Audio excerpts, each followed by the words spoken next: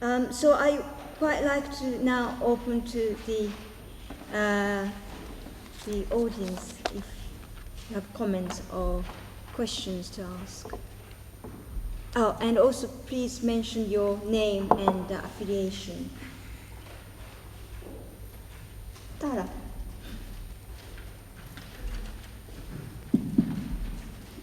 My name is Tara and I'm affiliated with this project, and my question is for the first speaker.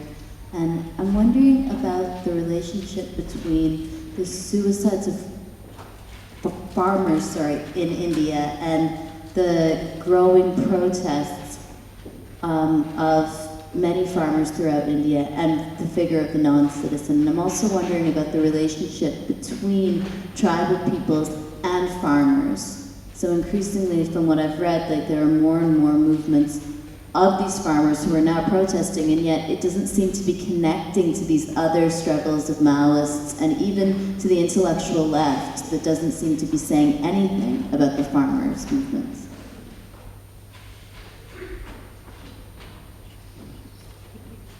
Okay, please. Yes, the mic is coming. Suicide farmers.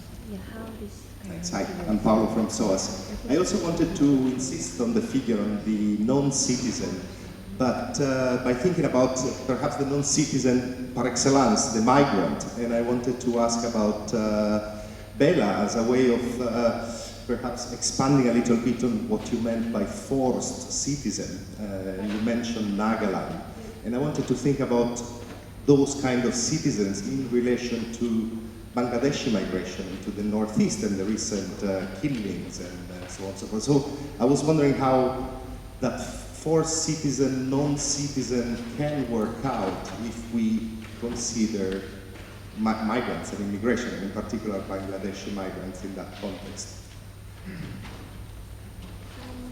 Shall we take maybe one more? Hi, I'm Hannah Kingsler from King's College. I have a question comment for Oscar. I wondered whether you could talk a little bit more about the elevation of ethics of care and the depoliticization that is connected to that. And my particular interest is, my own work is about humanitarian aid and humanitarian intervention, and this is exactly what I'm seeing there. The turn to ethics rather than politics and social justice. And I was wondering whether you could help me a little bit to think this through. Like more prominent kind of examples are the situation like about Nagaland and about Kashmir. And as you said you also drew attention to even right now, the ongoing conflict which has happened in Assam. The way I see it is that there are many questions which are, unresolved issues of conflict, which at the right time, if the state had done something about it, then, it wouldn't have come to the state that it is now. For example, now, something like Nagaland, like India has no locus, we have no even locus standi as far as Nagaland is concerned, if we look at it very honestly, because Naga territories were also occupied by the British as the rest of India was occupied. And the Nagas were on their own, fighting their own, as part of their own struggle against the British.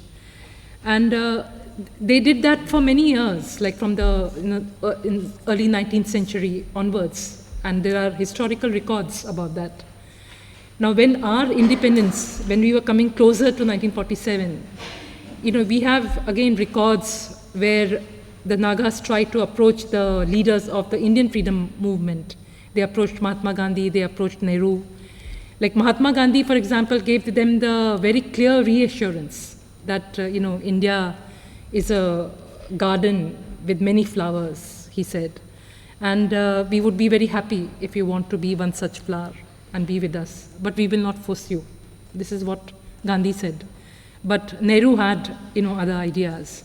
And we find that this whole situation where a people trying to define themselves and, fighting for their own independence, and they do that non-violently. For years and years and years, they do it non-violently.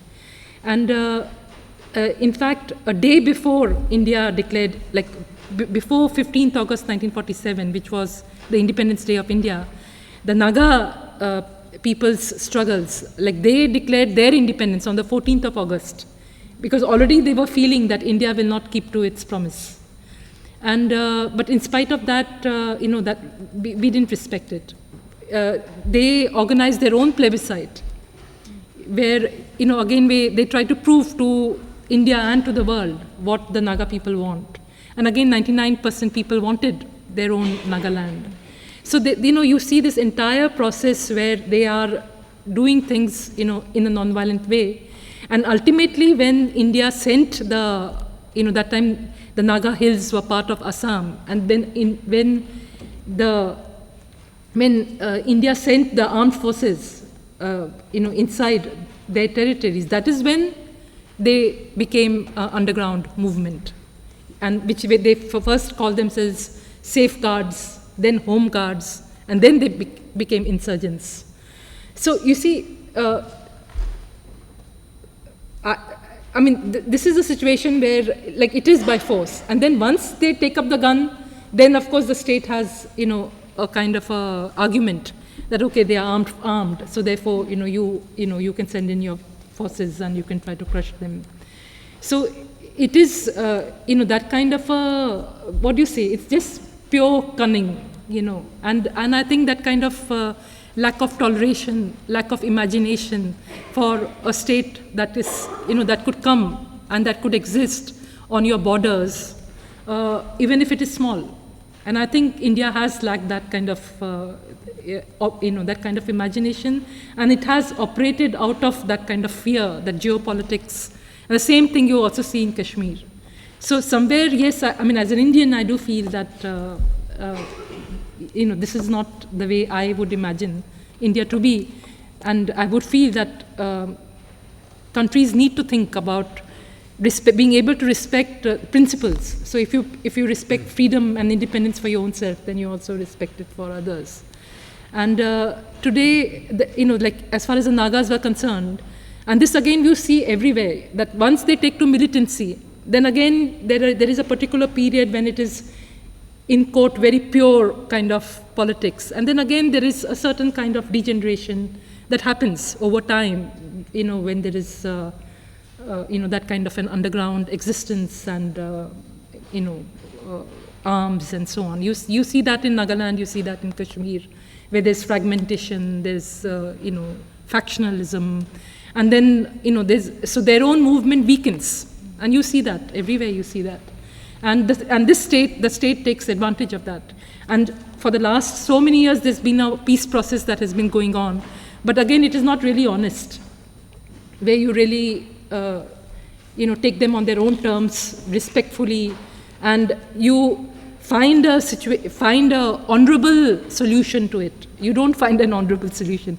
As of now, the situation is that they are now agreeing, to being part of India, and with some kind of a formal autonomy kind of a thing, but they're certainly not getting the sovereignty that they had dreamt of. And this is no small matter, 100,000 people at least have been killed in Nagaland. And this is the same situation also in Kashmir. So, including even if you look about the Bangladeshis and the immigrants there. And again, I feel these are interstate kind of issues that India and Bangladesh should have, and in all seriousness, they should have done that. Because otherwise what happens is that these people come by force of their own circumstances for employment and for other reasons they come over. And then because resources are less, therefore then people, at that local level, people start being intolerant because they see that from that same pie, there are too many people wanting that same pie. So therefore, you find a situation where there are ethnic clashes and people fight each other rather than concentrate on that issue and try to get the states to respond to them. So somewhere I think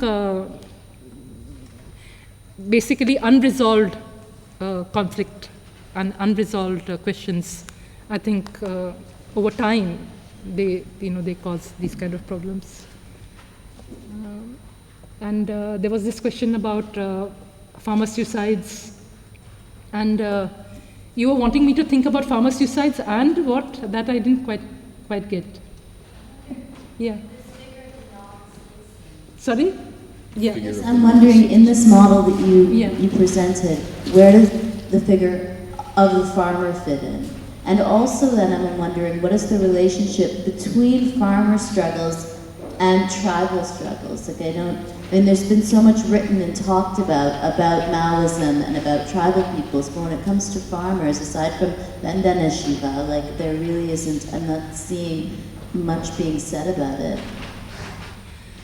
Well, see Why? yeah, I mean the farmers, of course, they have also some very genuine kind of issues related to, irrigation, related to subsidies, and the pricing. So basically, their problem is that whatever input that they put in their fields, in terms of cultivation, they should get enough out in order to be able to sustain their life.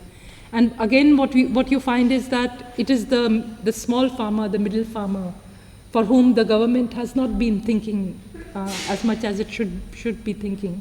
And in terms of the credit arrangements, like most of the farmer suicides are because of lack of these kind of arrangements, which are where they are not able to get enough from like in places like Vidarbha in Maharashtra, where it is drought prone and so on. So there is no guarantee that if they're cultivating, that they'd actually be able to have a good harvest and get a good price.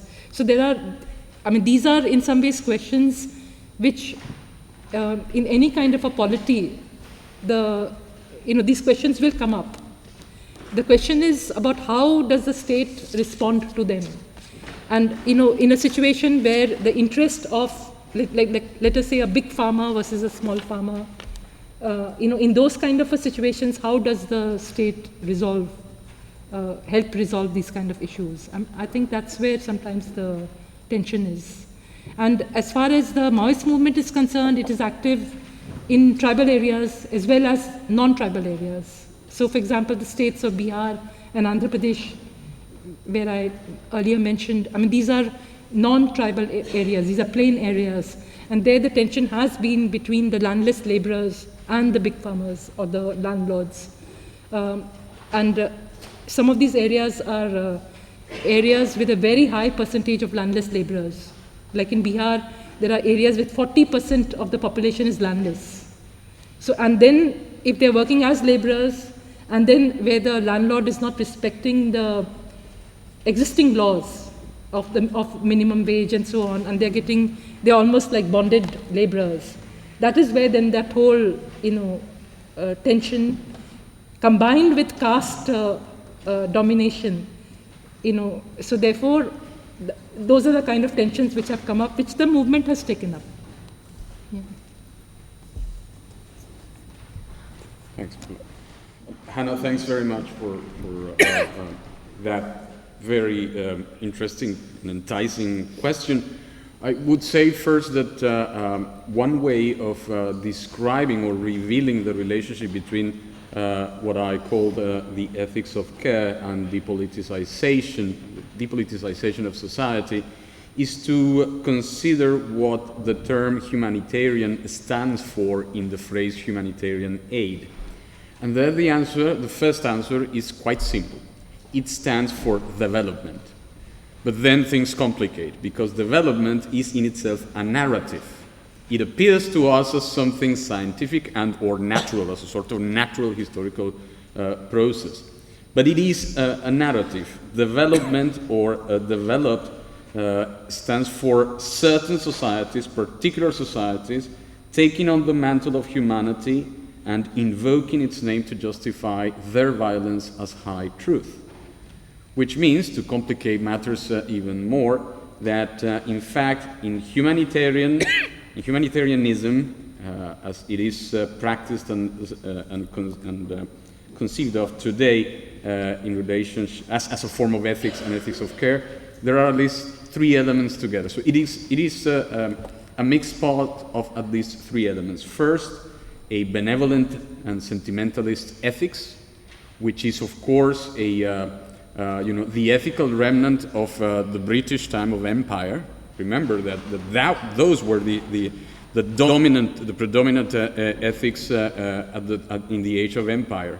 This benevolent or sentimentalism, which we still see very much present in contemporary Britain, in the forms of charity and or the forms of aid.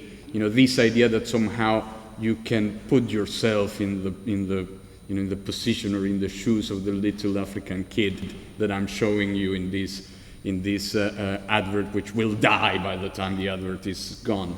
That kind of touching reality, but from a very safe distance. And that benevolentist sentimentalist ethics comes together with the religious element, charity, caritas. And of course, as historians know very well, Caritas has plenty to do at the very heart of the very idea of a civilizing mission. The idea was that Europeans were not colonizing and or conquering in order to appropriate, but it was their duty to take civilization to those peoples lacking in it by any means necessary. The second element in the humanitarian ethics of care is the disillusion. This is more historical, is the chapter that comes after the story that I told, is the disillusionment with the project of third worldism and the call for a new international economic order in the 1970s. That is to say, in narrative terms, the way in which the event of third worldism, and I will explain what I mean by that, was tamed and reduced within the east-west coordinates of the historical narrative of the Cold War. It is a terrible shame and a tremendous historical error, the way in which the event of third worldism, which was, and I call it an event because it was trying to break with the context of the Cold War. In fact, it broke out. If you look at any of these stories, what happened with the G77 and so on and so forth, or the Chilean experience, what you see is tremendous indifference on the side of East European communism, and a very different, sort of metaphysics rather than ideological politics on the part of the US, which means that actually the problem with third worldism was that it was not amenable to be reduced within a left-right axis. And that's why it was put down with so much force. It wasn't because it was communist, it was because it was neither raw nor cooked. It brings me to the third and final element, which is the repetitive character of the narrative of development. Behind the narrative of development, again, historically speaking, there is another tale, which we could call, in fact, Adam Smith called the tale of the two swords, according to which there will be in the world two sorts of peoples. The prodigal peoples who can save, who can calculate for the future, and the parsimonious peoples who can save and calculate for the future, and the prodigal people and the spendthrift peoples who do not. The former shall inherit the earth, the latter shall be damned.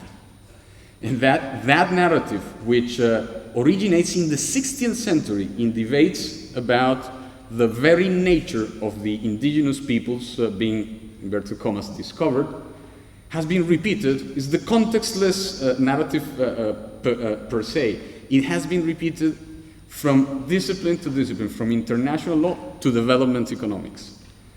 And because of its repetitive nature, it has now been accepted as natural. And we accept as if it were a matter of nature that there are developed nations and that there are developing, call them whatever you want. Still the same. Those guys are the guys lacking in something. And so we have to give it to them. The latest and most recent reinstatement of that narrative we owe to the most famous, again, shamefully famous, of British historians nowadays, Niall Ferguson, who has been telling us that actually what the rest needs to do is to download. He doesn't know. I mean, actually, it's very telling. The killer apps of the West.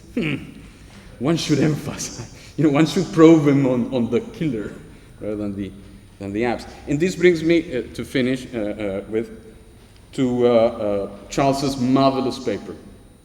And I really want to thank you, Charles, because you just gave me an idea for a novel, and it is beautiful. And of course, the novel has to be called Ajaimada. The novel would be two plots. We'll have two plots. On the one hand, the discovery of Ajaimado poetry and the putting music into Ajaimado poetry. The second plot would be a group of contemporary young Spanish indignados trying to form a jihadist Muslim movement. Really, I mean, think about it. Think about. This is the point. We're here talking about the colonizing citizenship at the time of Europe's self-colonization. What is happening with the south of Europe is just, look from our perspective, Walter, it's just astonishing. 5 years ago, Greece was the cradle of European civilization. Now they are the spendthrift, lazy people who deserve what they got, and anyhow, they were never part of Europe, the same as with Spain. So one wonders, how would the current deadlock between left and right in Greece, Portugal, Italy, Spain, and so on is going to be broken? Well, there's an idea. Form a jihadist movement. That would scare the hell out of the rest of Europe, don't you think? Would you like to do that? Just take this. Okay.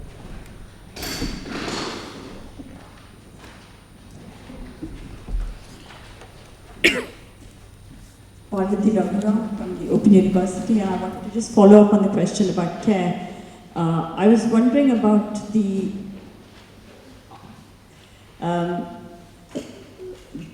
about whether it is care or whether it is responsibility, because if you look at care theory, one of the things that it would argue is that care is only called up as care at the moment of its enactment, and that therefore it cannot, the relationship between ascription and the outcome cannot be separated.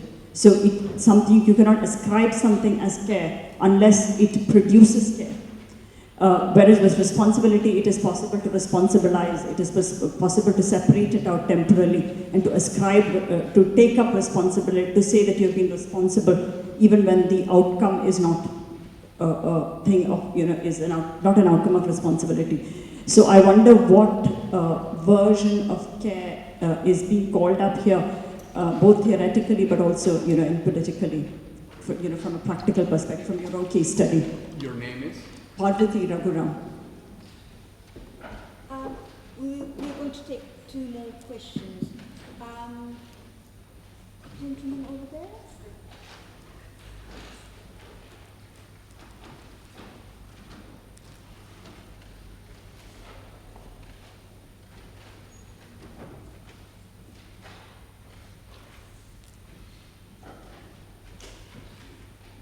Hi, I'm Mohammed Adjoumi from the Open University. I got a question for Bella. The first question is, first of all, you said something about the Kashmir. I know that you gave some element of answer in your previous answer, but I would like you to shed more light on Kashmir, because you said something about the people of Kashmir were forced to be Indian citizens. And for me, is a bit confusing, so I would like you to shed more light on that answer, why you said the people of Kashmir were supposed to be in the citizen. And also, I have another question, which is related to the first panel of this morning. One of the lady, Maria Alessandra Marino, she said something about the nomadic indigenous people, where I'm not sure if I'm saying I'm quoting exactly what she said, but I'll try not to be not to make any mistake. She said we're given a lower status compared to the sedentary native elite. So I would like to know if it is the colonizer who defined the status of the native population, or was being defined before the start of the colonization process.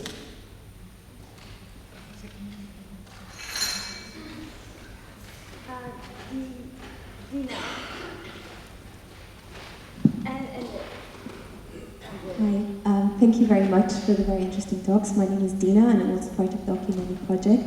My first question is for Charles, and I was wondering if you can elaborate a little on this notion of authenticity, which I found very interesting, particularly because they were not drawing on an authentic past, but sort of inventing an Arab, Islamic Europe in contemporary terms. And it reminded me, I don't know if, of Kulthum, who is always regarded, her music is always described as that she is Asili and her music is Asil, which is the Arab word for authentic. But the remarkable thing, and she's perhaps the most famous singer, Arabic singer, and that the remarkable thing about her work is it was entirely new. I mean, it used scales never used before and introduced new musical styles. I'm not familiar with the words, but it's continuously described, and it was even at the time as authentic. So it was this authenticity that came, even though, so I was wondering if there were any parallels there. And my second question is to Oscar, and it's on this tribunal, which I found really fascinating, because in my research I've encountered this similar sort there was a he was a Sufi sheikh, but in the 8th century, but he always claimed insanity to avoid working for the Khalifa. And according to Al-Aqd al-Farid, which was written in the 12th century, every Monday and Thursday he used to go up a hill, call on the people to follow him, and then create a tribunal to take all the past Khalifs to court, basically. And he used to sort of, after everyone, give a testament to what he did to his own people, and then decide whether this Khalif should go to heaven and hell. And so, when you were speaking, that was continuously what was coming to my mind. And so when you described the act of the jury as, the subversive potential of the tribunal as an act of listening, in the sense that the jurors suspended their claim to knowledge, and then also gave the witnesses, legitimized their testimonies and producing it publicly. And I was wondering as well, and then the relation to the state of the tribunal, if I understood you correctly, was the idea of becoming the state, the subaltern becoming the state. But in addition to that being done through an act of listening, I was wondering to what extent we can also think of it in terms of them suspending the state's ability to speak. So not just an act of listening, but an act of suspending those who usually speak on behalf of justice and like depoliticized. Thank you. Probably you could respond, the speaker responds, and I'll take another couple of questions. Is that okay? Is that related to, if it is a related question, I'll take is that okay? Because it will become a bit too much to remember. So, Oscar, would you like to start? Sure. Oh, sorry. Here we go. Wow, these are great questions. Do we have the rest of the evening? I'll try to be brief. Your question about which version of care I was singling out. certainly not every version of care, caritas, and or responsibility.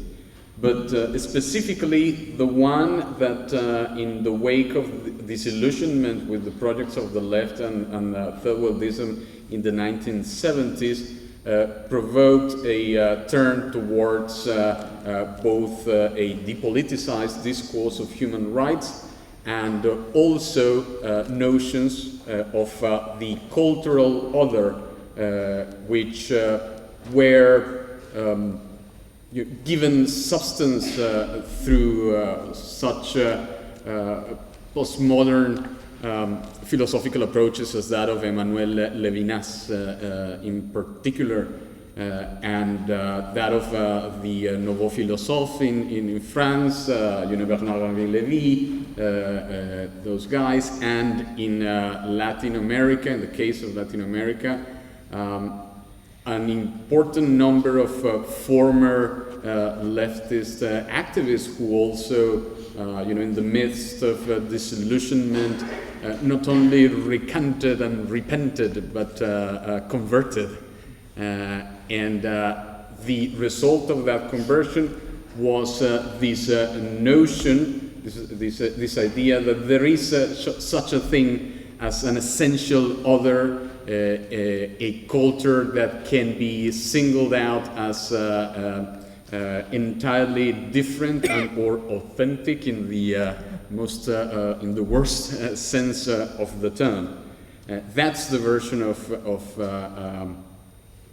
care that I was rallying against, and I was doing so by taking a position which might be closer to that of some of the people I mentioned, people like Frantz Fanon or Aimé Césaire, but also Jean-Paul Sartre, and Sartre is a very ambiguous figure here, because only at the end of his life he kind of redesigns his entire philosophical project, and here the key text is of course that massive, sometimes illegible, but wonderful critique of dialectical reason, in which the very notion of the other is put to trial.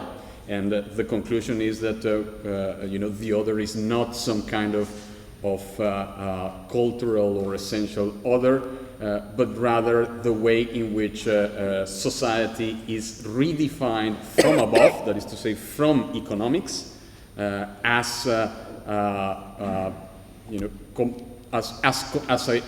consumers rather than as social actors.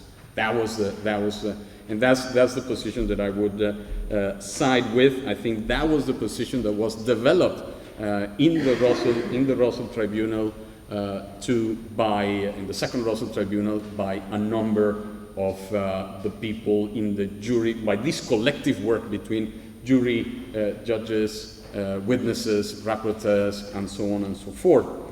Which brings me to Dina's question. Well, first, you have to tell me the story of the 8th, 12th century tribunal. That would be the perfect entry point for the kind of work that I would like to do. I think very little has been written about this. We know, or think we know, about the current versions of the Russell Tribunal, the Russell Tribunal for Palestine, and so on and so forth. Lots of criticisms. The criticisms are exactly the same ones that were laid against the first and the second version of it. But amazingly enough, the archives, particularly in the case of the second Russell Tribunal, remain unopened. Nothing has been written about it. Even the novella, based on that experience of a writer as famous as Julio Cortázar, is almost unknown nowadays. I mean, I'm sure most of you had never seen that cover. And yet, what interests me is precisely what you pointed at. It wasn't just an exercise of listening, denouncing. This was critique taken up a notch, and that up a notch was very important. It was, as you put it, suspending the exclusive capacity of the state to speak on behalf of everyone, but also at the same time, and the relationship between these two acts needs to be unpacked, suspending the exclusive capacity of the state to use force. Because what happened in between the first and the second Russell Tribunal was an elaboration of the crime of genocide on the basis of the Nuremberg principles, but far from the initial location and use of those principles, so that at some point during the second Russell Tribunal, in the sentence is very clear, genocide becomes the violence of financial capital. And this is 1974. Absolutely relevant for us today. Completely relevant. What happened to our memory?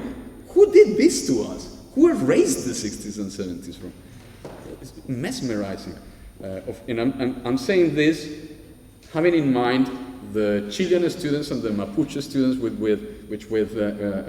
Walter is going to be having dinner next Friday. Because something is happening there. And what is happening there is that attempt to erase the memory and that the attempt of the state with full force to recover the exclusive use of language is being fought against once more. It's absolutely incredible. I mean, if you come to think about it, the real aim of the Pinochet dictatorship was to bind the future out of fear of the past. That is to say, to make sure that no one like Camila Vallejo or those Chilean students would ever exist, and yet they blossom kind of out of nowhere.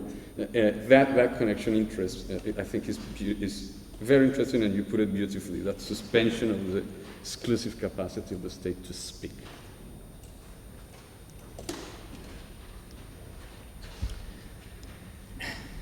Thank you, Dina, for that question. Just very quickly, in the quote about authenticity, Reynolds was just referring that in the Moroccan tradition, there's a recognition that the tradition is constantly involved and incorporated new instruments and changed certain motifs, and that those changes nonetheless are recognized as absolutely authentic with the evolution of that tradition.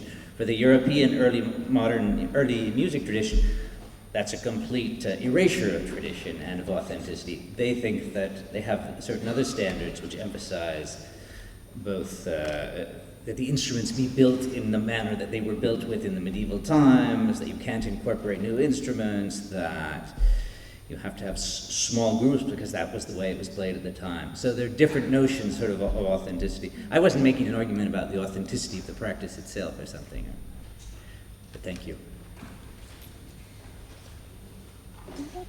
Or shall we take more questions? Because question is a lot of people. Okay. Yeah, that's fine. I just did that. Yeah. So the gentleman's question about Kashmir and the role of colonialism in the creation of criminal tribe, etc., is a rather larger one. So probably we could talk about that later. And we take maybe two more questions, very short one, and we will end this panel.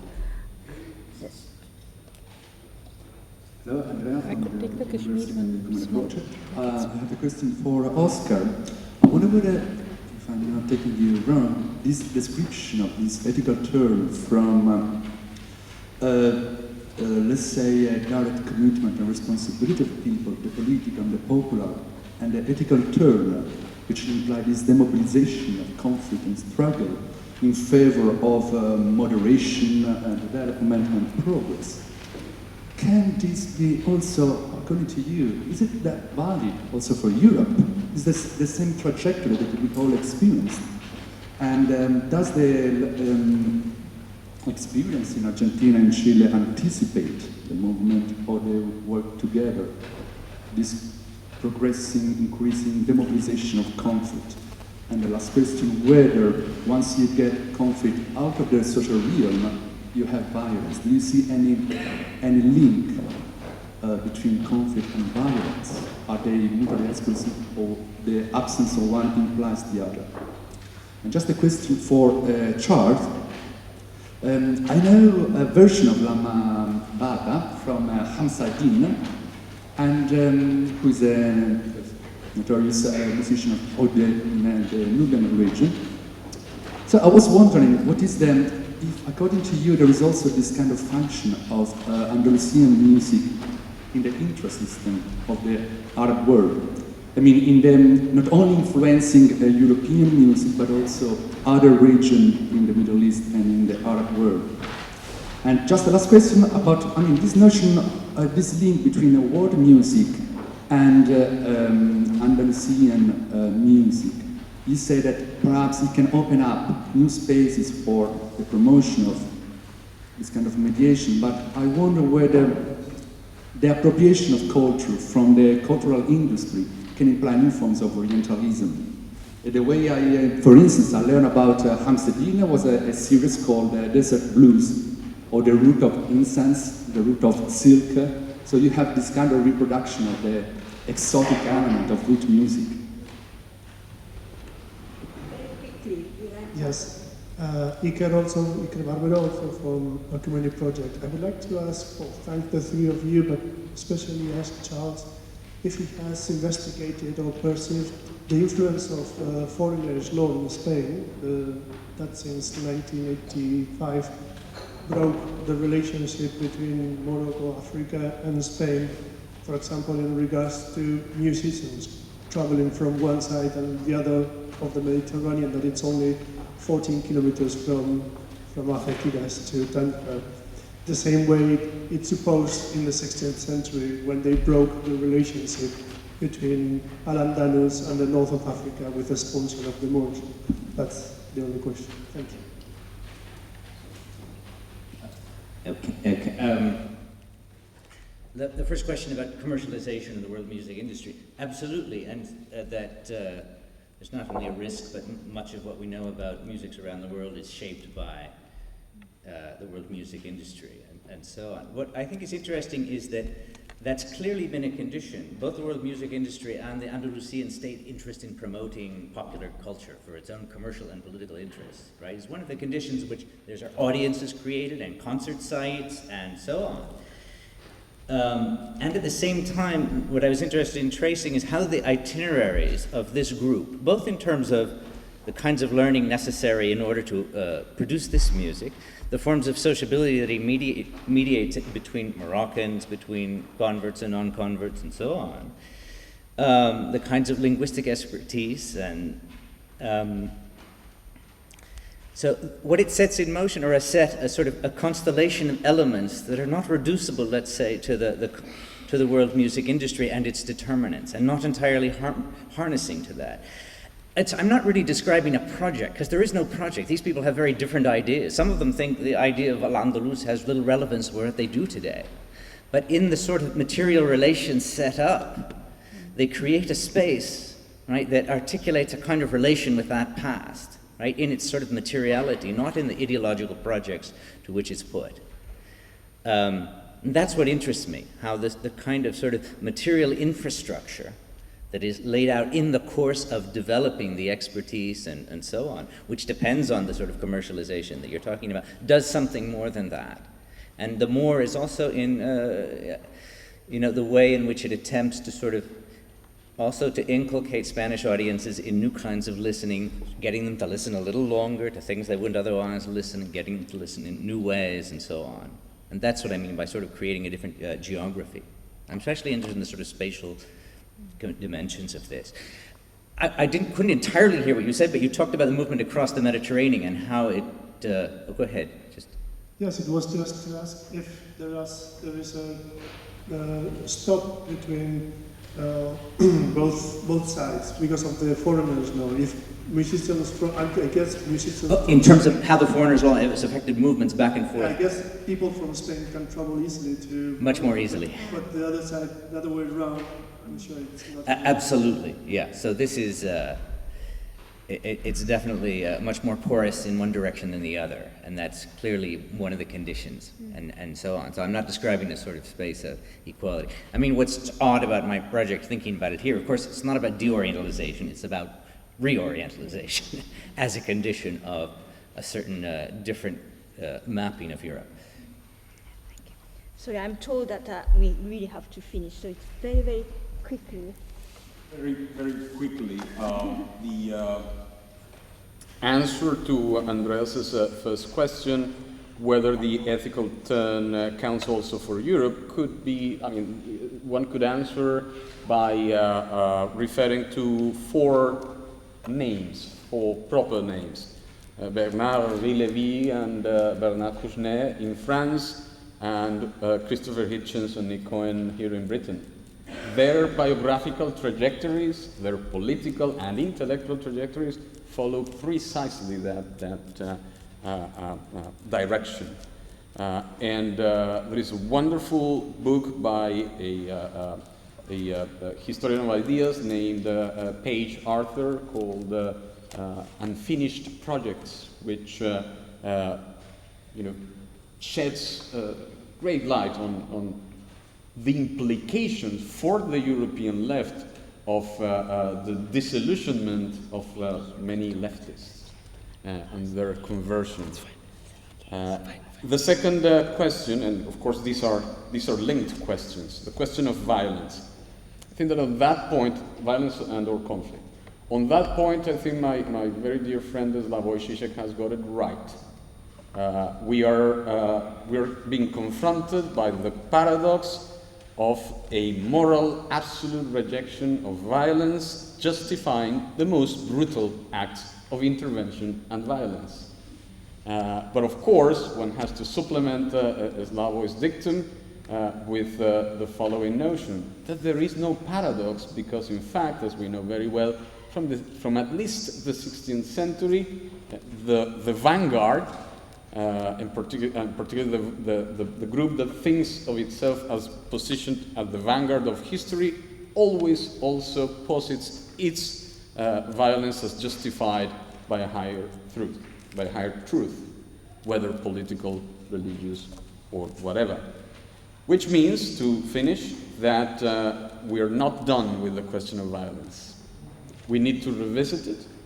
We need to place on one camp the Arendtians, and my also very dear friend Chantal Mouffe, who distinguish between a sort of civilized antagonism and then apolitical violence. If you begin with that distinction, as Arendt does, that violence per se is non or apolitical, you might end up in some very, very peculiar territory. And on the other side, people like Fanon, Césaire, Sartre, José Revueltas, Che Guevara himself, the Guevara of guerrilla warfare, and then the post-1965 Guevara.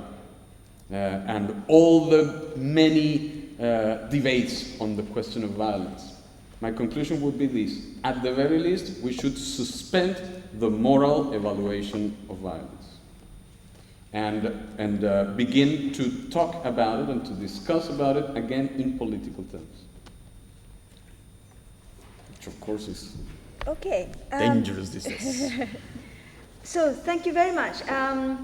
It was really wonderful talk, and we were very grateful for three speakers to give us such a wonderful and paper. To our chair, of course. Thank you.